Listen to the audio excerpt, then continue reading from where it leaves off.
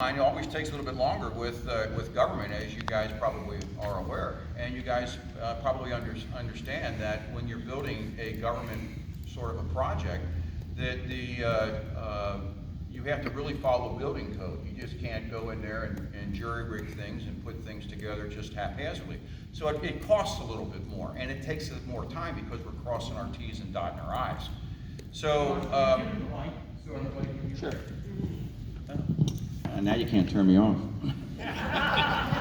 So the other thing that I've just recently been thinking about, and I was over in that facility today, and I was taking pictures. That is a huge facility. It was built in 1983, so it's not an old structure.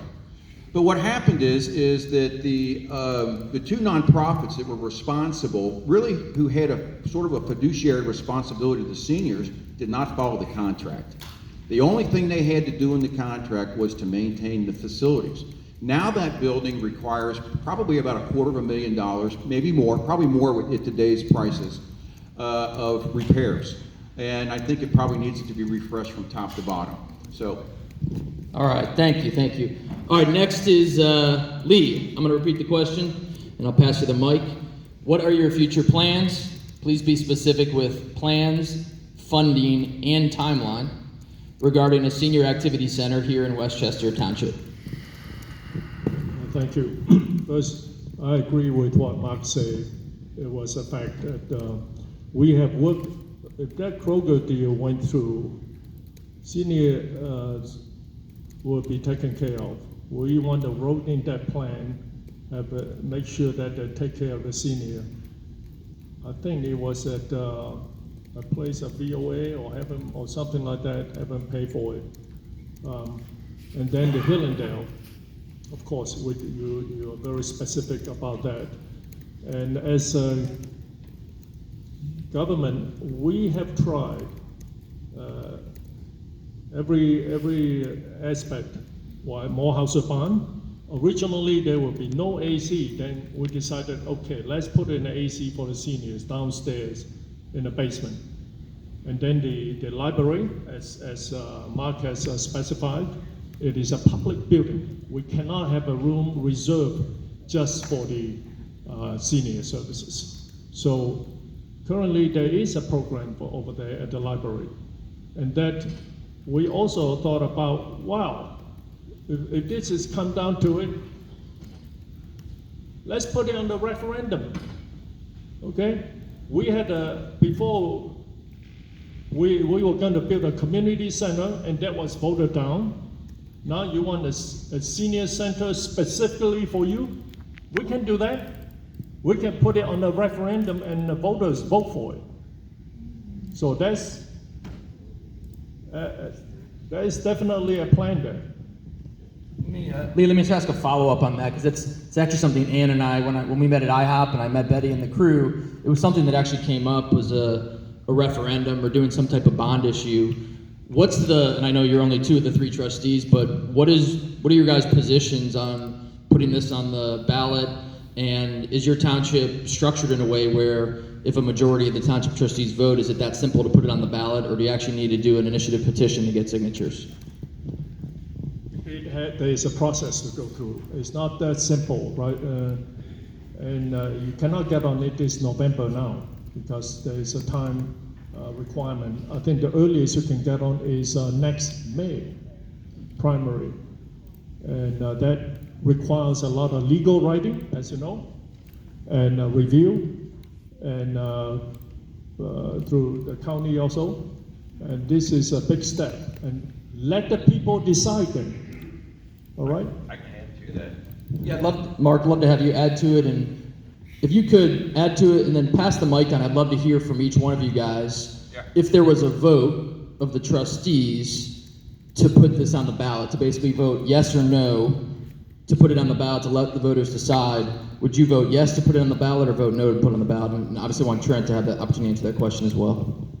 Yes. The reason I say yes is because we serve the entire population of Westchester, and it would be up to a vote for the people because everybody would be paying the taxes. Now let me tell you this. Westchester Township has about $2.4 billion of valuation. And that's second only to Cincinnati, by the way. If we put a 1 mil levy on the ballot, that would raise about $2.4 million per year. The amount that each person would pay would be $35 per $100,000 of the valuation of your home. So if you live in a $300,000 home, you'd be paying $105 a year more for a 1 mil levy.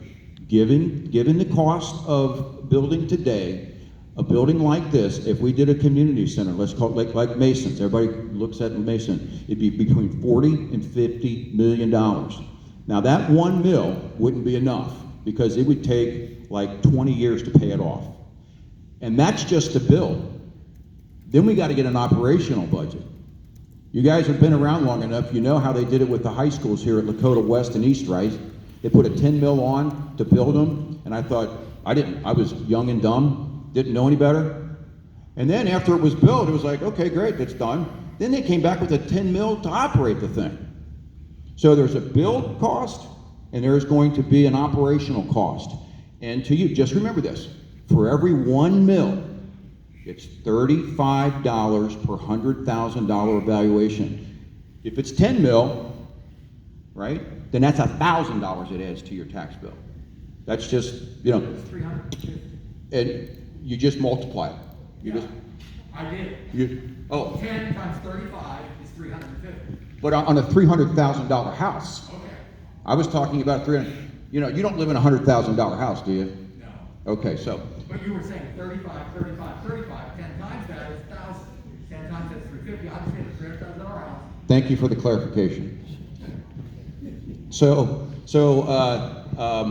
Okay, so I'll just pass Move it it down on. to Lee and then move to Trent. Lee, real quick, would you answer? You would vote yes or no on putting on the ballot? Oh, absolutely. That's what you want.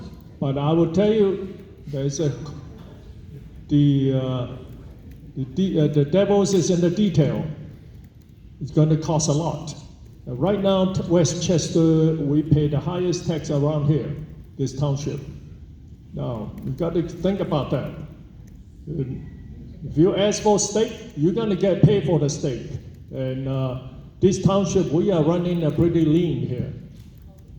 A lean government, fiscal responsibility. Why don't you pass it to Trent?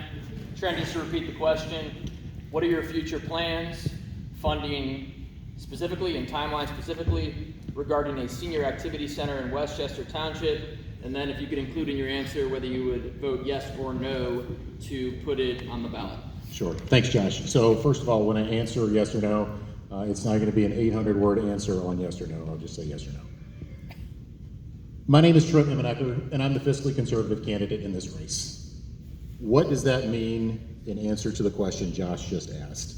Well, it means that I would never support spending $2.3 million on landscaping for an interstate exit. The current Board of Trustees does. You drive down Interstate 75, all that work you see going on at Union Center, $2.3 million. Decorative stonework, towers, artwork, whatever you want to call it. I want grass on the interstate and I want it cut. Now, when we think about what does fiscal conservative mean here, it means spending money on our infrastructure, keeping our community safe, police, fire, roads.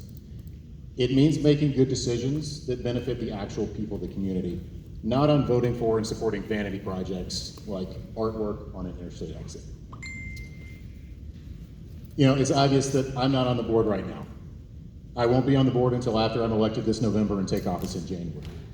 But until that happens, what I can tell you is, if we can spend $2.3 million on landscaping for an interstate exit, there's no need for the board to say, hey, we can't do it unless the community votes on it. At the end of the day, the people in this room elect representatives to make good choices on their behalf.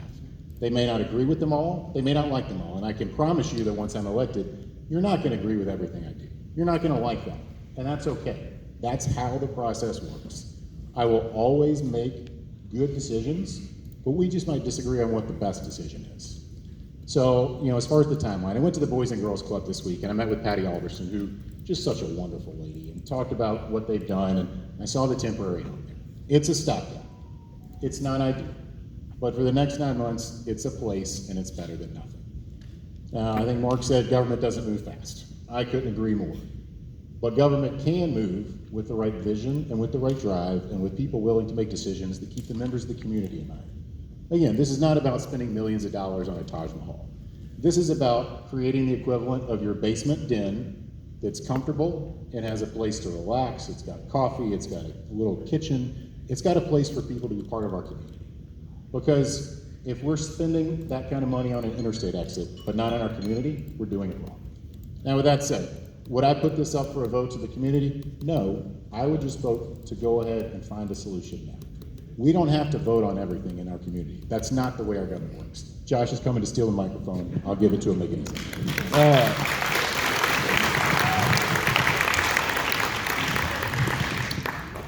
All right, the next question, and we'll go this time left to right. So Trent, we'll start with you.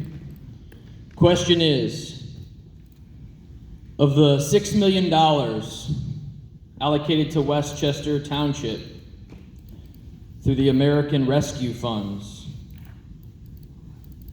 please include a timeline and targeted guidelines and a research basis for how you would allocate those funds. Thank you, Josh. So, again, my name is Trent Emmenecker. I'm the fiscally conservative candidate in this race.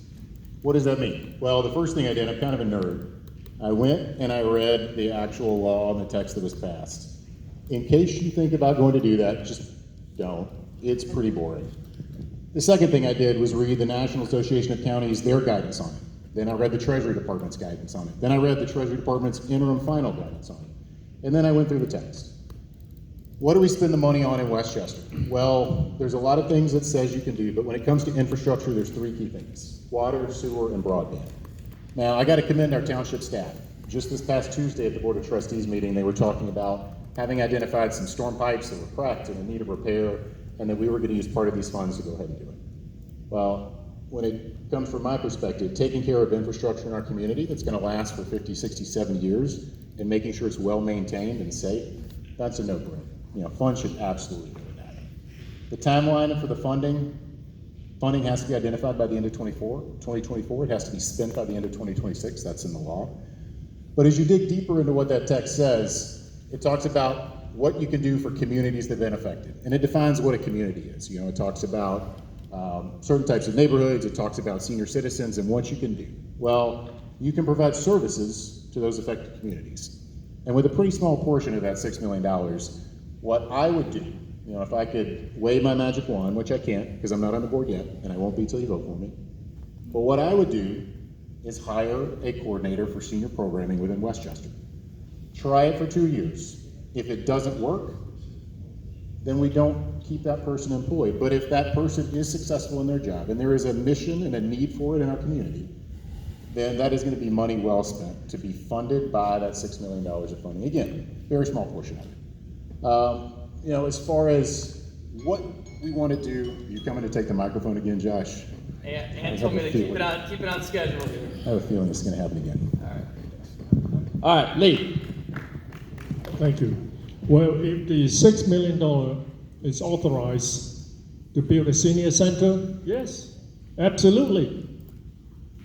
I'm still getting all the details about it. As federal money, there's a lot of string attached to it. And if they say yes, why not? But I want to say about the money spent on the Union Center entrance, infrastructure and all that. Now, all these improvements we just pick it out of a thin air and decided to do it, hey, let's spend $20 million on it tomorrow, Mark. No, we sat there and planned it for the next 50 years. And this is, who cares? I care. This is our community. This is important to us. This is important for our commerce. This is for entrance to Westchester. And that we must make it nice. This traffic flow that's backed up all the way. We got traffic problems all the time. Infrastructure is very important. All this. Now, I also read that Mr. Trent here stated that we spent $500,000 on a park in Old Westchester. I'm sorry to say that the research wasn't done properly. That I was surprised. $375,428. It was up to 350,000. But you printed in the Facebook that it was $500,000. Did I misread that? And that is totally untrue. That it up to $350,000. It could be 250,000. It could be less or could be more. So there is definitely not that price that has been jacked up double. Mark? Thank you, Josh. Okay, so I did want to correct Trent on some things because I'm kind of a geek when it comes to this as well. I read all the same stuff. You had to spend it by 2024, not by 2026. And It has to be obligated by 2024. Funds actually spent by 2024. says here, 1 second. Okay, well, I'm going to move on because I've only got 2 minutes. The rules that we are looking at here are what's called interim final rules, which means they're still in flux. We don't know exactly what it is that we're going to be able to spend these on, and the township is not going to go and spend money on things that are outside of the law. And so there is about $350 billion that is given over to states for various things. And underneath that, like Trent said, there's the infrastructure, specifically broadband, water, and sewer. But the impact of this money is supposed to go to those who had been adversely affected by COVID, and kind of almost a one-time expense. It's not for an ongoing kind of a thing. And I don't think there's anything that's in here or will be in here about buildings or anything like that that would be or programming for a continuing basis. It might be a shot in the arm for a little bit, but after that. I also just wanted to correct Trent on another thing.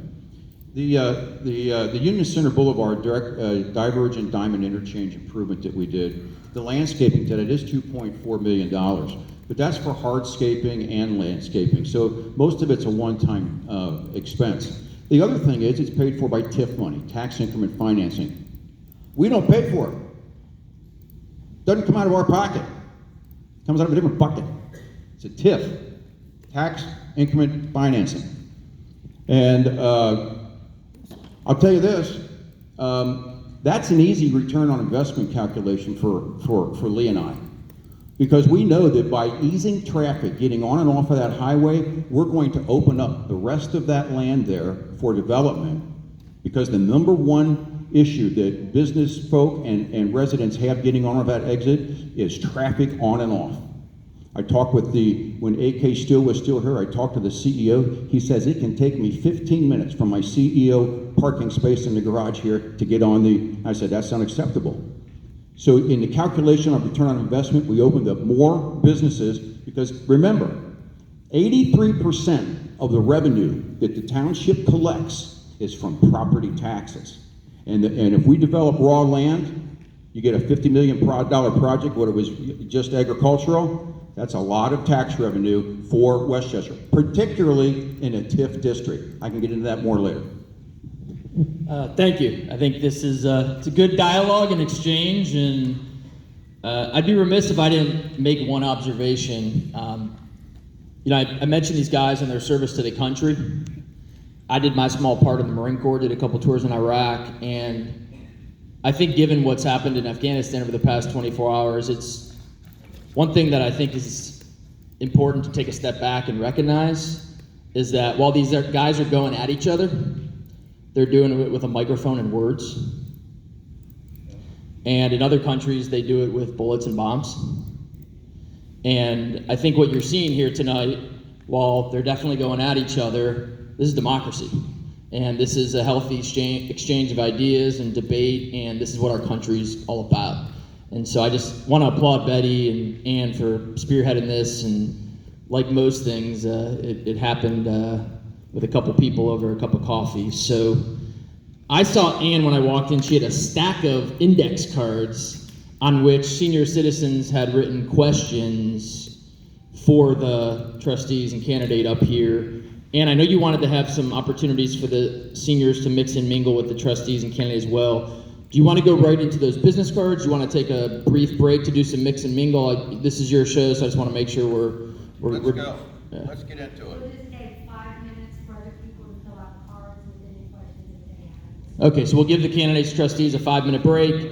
If you guys want to come and meet them, if you haven't yet, come on up here, and then why don't we reconvene here in 5 minutes? And anyone who wants to write out a card, just go up to Ann there.